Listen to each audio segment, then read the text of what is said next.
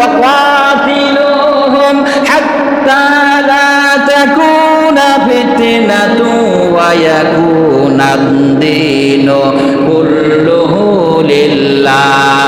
জমিন থেকে ততক্ষণ পর্যন্ত ফিতনা ফাসাদ মানব প্রসূত আইন মতবাদ যতক্ষণ পর্যন্ত দূরীভূত না হবে ততক্ষণ পর্যন্ত তোমাদেরকে লড়াই করতে হবে, কথা বলতে হবে।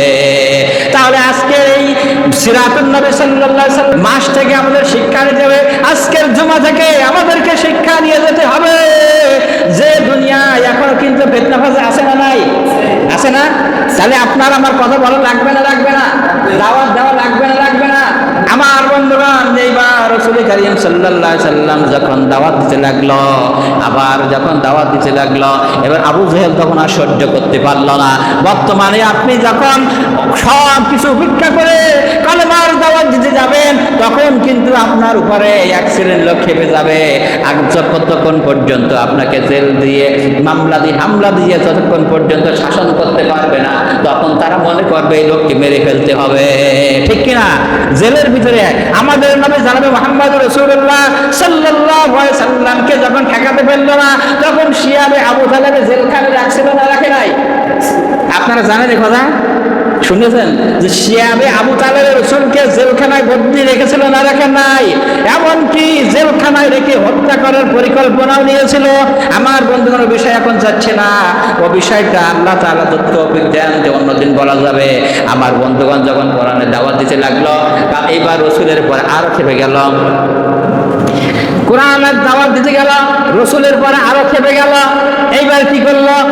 ওই আবু জেহেল তার সংগঠনে আবু জেহেল ওই সাইবা যারা রয়েছে রাসূলের কাছে চলে গেল, বলল যে তোমাকে বললাম কোরআনের দাওয়াত থেকে পিছাই থাকতে। রাসূল বলল পারবো না। তখন আবু জেহেল কি করলো? তার কাছে যে একটা চাদর ছিল, ওই কি আমরা যেটা বলি গামছা, কিন্তু তখন ওনাদের কাছে চাদর, এই চাদর পেঁচ দিয়ে গলায় বাঁশ দেওয়ার জন্য চেষ্টা করলো, এমনকি আছাড় ফেলে জমিনে ফেলাই দিল। তার বাহিনী মিলে কাজটা করলো। রাসূল কারীম সাল্লাল্লাহু আলাইহি সাল্লাম জমিনে পড়ে গেলেন, রক্ত রক্ত হয়ে গেল, বেহুশ হয়ে গেছেন। রাসূল কারীম সাল্লাল্লাহু আলাইহি সাল্লাম তখন আর হুঁশ নাই, শরীর থেকে রক্ত বাইর হচ্ছে, এরকম প্রভাব করলো। আমার বন্ধুগণ, ভাইরা, এই দৃশ্য যখন হলো তখন হযরতে হামজা তখন কি ইসলাম গ্রহণ করেন নাই, তখন কিন্তু রাসূলের চাচা হামজা তখন কিন্তু কাফের ছিল। আমার বন্ধুগণ, হামজা যখন বাড়িতে আসলো, আসার পরে তার বাড়িতে দাসীর কাছে খবর শুনতে পেল। দাসী বলল যে তোমার ভাতিজা মুহাম্মদ সাল্লাল্লাহু আলাইহি সাল্লামকে আবু জেহেল মেরেছে, রক্ত রক্ত করে দিয়েছে, বেহুশ অবস্থায় আছে, বাড়িতে পড়ে আছে।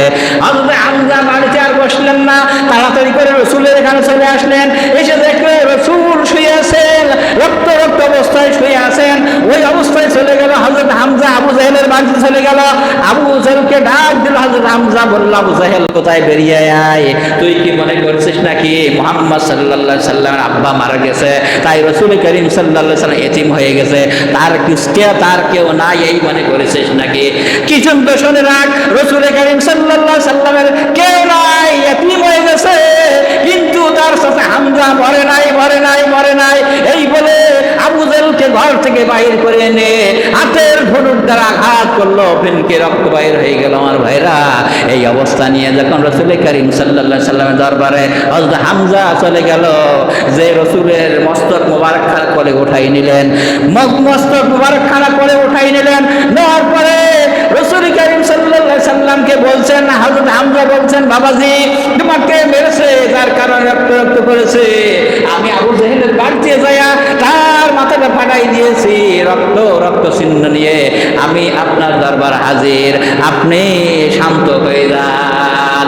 আল্লাহর নবী চক্ষু উন্মোচন করলেন, দেখলেন চাচা বলছেন কথা, হামজা চাচা তিনি কথা বলছেন। রাসূল কারীম সাল্লাল্লাহু আলাইহি সাল্লাম ডাক দিয়ে বললেন, চাচা কারে মেরেছেন, কার শরীর থেকে রক্ত ঝরাইছেন? দেখেন কেমন দয়ার নবী, মায়ের নবী জনাবে মুহাম্মদ রাসূলুল্লাহ সাল্লাল্লাহু আলাইহি সাল্লাম। তখন ডাক দিয়ে বলছেন, চাচা কার শরীর থেকে আপনি রক্ত ঝরাইছেন, ওই কথা বলে আমাকে খুশি করতে পারবেন না। আমি কারোর রক্ত দেখলে খুশি হই না, কারোর মার দেখলে আমি খুশি হই না। হযরতে হামজা বলেন, তাহলে তুমি কি হলে খুশি হও?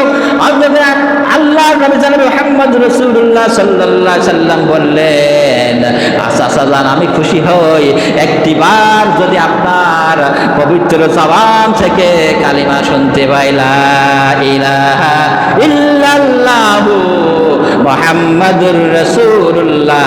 এই কালেমাটা যদি আমি শুনতে পাই, আমার সব ব্যথা বেদনা ভুলে যাবে। ধরে কোন সুবহানাল্লাহ।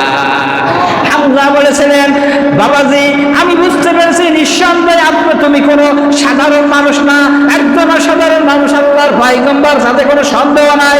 অতএব তুমি সাক্ষ্য থাকতে দাও। আমি বলে দিলাম, আশহাদু আল্লা ইলাহা ইল্লাল্লাহু ওয়াহদাহু লা শারীকা লাহু ওয়া নাশহাদু আন্না মুহাম্মাদান আবদুহু ওয়া রাসূলুহু। তাহলে যার নবী, মায়ের নবী, কি উম্মতের জন্য কি সব সময় তিনি উম্মতের পক্ষে আছেন না নাই? কিয়ামতের ময়দানে আপনাকে আমাকে শাফায়াত করবেন কে? তাহলে রসুলের দলে যদি আমি না থাকি, তা শাফায়াত করবে? যার কারণে এখন যদি আপনি অন্য দল করেন আর অন্য দলের কাছে যেই বলেন যে ভাই আমি ওই দল করি কিন্তু আমার একটু সাহায্য দেন, তারা কি করবে?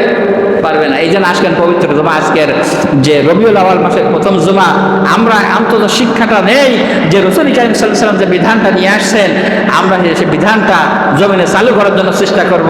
আমার বন্ধুগণ, এই পুরো মাসটা রাসূলের মানে সিরাত সম্পর্কে আলোচনা হবে। আল্লাহ পাক দেন সামনের যে জুমায় যে রাসূল কারীম সাল্লাল্লাহু আলাইহি ওয়াসাল্লাম কেন জেল কেটেছিলেন আর জেলে কিভাবে মারতে চেয়েছিল, কোরআন থেকে আলোচনা হবে ইনশাআল্লাহ। আল্লাহ পাক তৌফিক দান করুন, আমিন। ওয়া আখিরু দাওয়ানা আলহামদুলিল্লাহ। আসসালামু আলাইকুম ওয়া রাহমাতুল্লাহ।